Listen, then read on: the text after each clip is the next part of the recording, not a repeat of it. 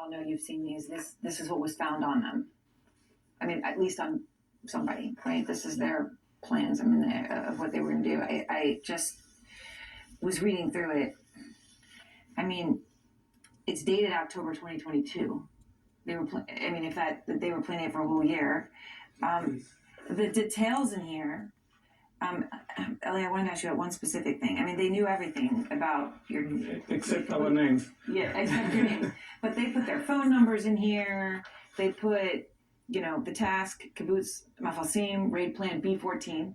I mean, it's military. Very specified, very military. God is great, the martyr, Al-Qassam brigades, they label it all. But at the top, they have, the cameras that are going to be visible, who is going to come to help you. They need a tank brigade. But it's this part I wanted to ask you all about. This was exactly what they planned to do inside the kibbutz. The duty of where they were supposed to go, what street numbers, everything. They know where the generator is. There's a mentioning here. And did you, now that you see this and you saw them, were they trying to execute this plan? Exactly. Their plan was actually to engage the security group, to open the main gate to allow vehicles in, to sabotage the main power and the generator, and to make as much casualties from the security team to allow the second wave to go in, and the fact that they know the exact street where to go to, where the generator is, and stated a street by street. Street by street. That's exactly what they were executing. Exactly. They came to the exact points where the gates are.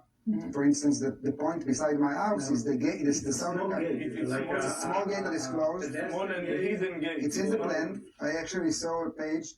Which I saw too, with symbols like actually arrows.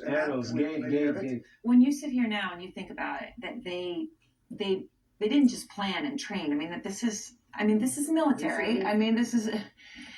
How do you even react to that? This took. It's the date's October 2022. Yeah. It's terrifying because it is a military plan that the combatants, the terrorists trained on it. It was quite clear they knew exactly what they are doing. They were disciplined. This is a military grade planning. Jim, it was amazing. They were then looking through details, and they were actually going through. In the plans, it lists where the cameras are in the kibbutz. Wow. And this group of guys, they are trained, right, to protect their kibbutz, theoretically for 20 minutes until the IDF comes. That's what they're trained for, right? They had to do it for hours upon hours upon hours, more than 6 hours. But they said, well, we didn't even know where all those cameras were.